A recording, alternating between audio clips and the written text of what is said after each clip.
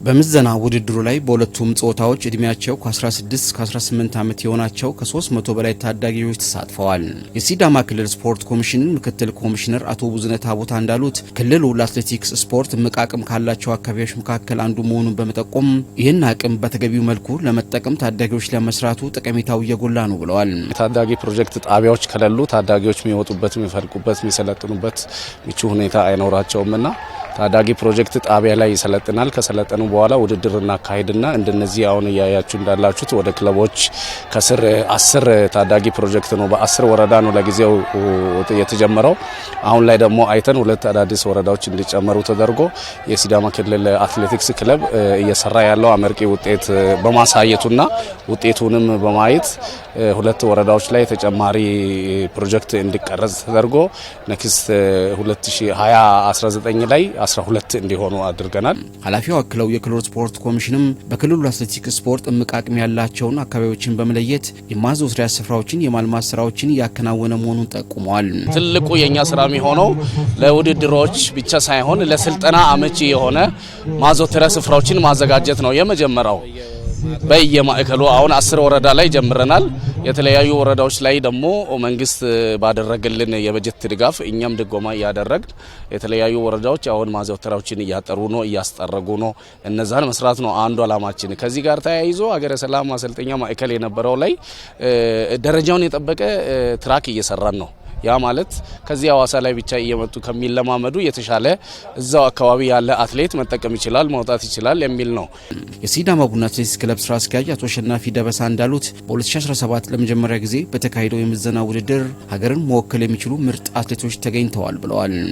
ከዚህ ያው የምንጠብቀው ተተኪ አትሌቶችን ነው። ዋናው በስነ ምግባር የታነጹ ለሀገር የሚሆኑ ሲዳማን የሚያስጠሩ በዓለም መድረክ ላይ የሚወዳደሩ በተለይ እኛ እቅድ አድርገን እየሰራን ያለ ነው በኦሎምፒክ እና በዓለም ሻምፒዮና የሚሳተፉ አትሌቶችን መፍጠር ነው። አሁን ከታዳጊ አትሌቶች የወጡት ከ20 ዓመት በታች ኦሪገን ላይ ከሚሳተፉ አትሌቶች ውስጥ አንዱ አትሌት አልማዝ ዮሐንስ ከዚህ ፕሮጀክቶች ነው ወጣቸው። ስለዚህ አሁን ዓለም አቀፍ ተወዳዳሪ የሆኑ አትሌቶችን መፍጠር ይችላል። ባለፈውም ከ18 ዓመት በታች በአፍሪካ ላይ አንጎላ በተካሄደው ውድድርም አንድ አትሌት ተወዳድሯል። ከዚህ ባጭር ጊዜ ውስጥ ውጤት እያየን ነው ያለ ነው። ሲዳማ ቡና አትሌቲክስ ክለብ ታዳጊዎች ላይ የጀመራቸው ስራዎች ሌሎች ክለባት ምሳሌ እንደሚሆን በመግለጽ እንደ ሀገር ችግር የሆነውን የእድሜ ተገቢነት ጥያቄ ለመቅረፍ በተደራጀ መልኩ ስራዎች እንደተከናወኑ ስራ አስኪያጁ አክለው ገልጸዋል። በወጣቶች ውድድር ሲባል አዋቂ ይሮጣል።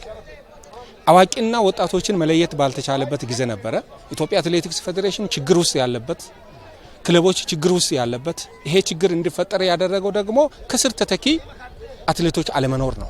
ስለዚህ እኛ ደግሞ ይህንን ችግር ለመቅረፍ በእድሜ ትክክለኛ እድሜ ላይ ሰርተን ሰርቲፊኬት አዘጋጅተን ፋይል አድርገን ለወደፊት ራሱ ችግር እንዳይፈጠር ፋይል አድርገን ነው እየሰራን ያለ ነውና ሌሎችም ክለቦች ከዚህ ልምድ መውሰድ ይገባቸዋል። አቶ መኳንን ታየለ የአርቢጎና ወረዳ አስተዳዳሪ ሲሆኑ በአካባቢያቸው ያለውን የአትሌቲክስ አቅም በአግባቡ ለመጠቀም ይሰራበት እንደሆነ ገልጸዋል። በእኛ ወረዳ ላይ እየተሰራ ያለው የስፖርት መሰረተ ልማት አንጻራዊነት ስታይ እጅግ በጣም አመርቂ የሆኑ ውጤቶች እየተመዘገቡ ስላለ ውጤት የተመዘገቡበት አመት ነው ብለን እንወስዳለን። የሲዳማ ብሔራዊ ክልላዊ ስፖርት ኮሚሽን ሁለተኛው በክልሉ ውስጥ የስፖርት ማሰልጠኛ ማዕከል ለመክፈት ዝግጅቱን እየጨረሰ ስለሆነ ከወረዳው ጋር በመተባበር እኛም የሚያስፈልገውን ድጋፎች ሁሉ በማድረግ ለአትሌቲክሶቻችን ብቁ የሆኑ ማዘውተሪያ ስፍራዎችን ካዘጋጀን ውጤት ማስመዝገብ እንችላለን ብለን ይዘን እየሰራንበት ያለ ስራ በመሆኑ ውጤት የተመዘገበበት ነው ብሎ መውሰድ ይቻላል። ውድድሩ ህልማቸውን እውን ለማድረግ አይነተኛ ሚና እንደሚጫወት ታዳጊ አትሌቶች ለጣቢያችን ገልጸዋል። ቅዴም አላማዬም ትልቅ ነው። ኢትዮጵያን ሀገሬንና ቤተሰቦቼን ራሴንም መለወጥ ስለምፈልግ አገሬንም ወክዬ በዓለም መድረክ ላይ መሳተፍ ፈልጋለሁ። ይሄ ውድድር በአመት አንዴ ብቻ ነው የሚካሄደው እና የውድድር እጥረት አለ እና ከክለቡ ከሲዳማ ቡና ደግሞ እንትን ድጋፍ ይደረግልናል። ያልተደረገ ነገር ነው የተደረገው። ይህን ውድድር ተካፍዬም አላቅም፣ ግን በጣም ነው ደስ ያለኝ። አሁን ብዙ እድል ነው ያገኘሁት። ወደ ፕሮጀክት ለመግባት እድል አግኝቻለሁ።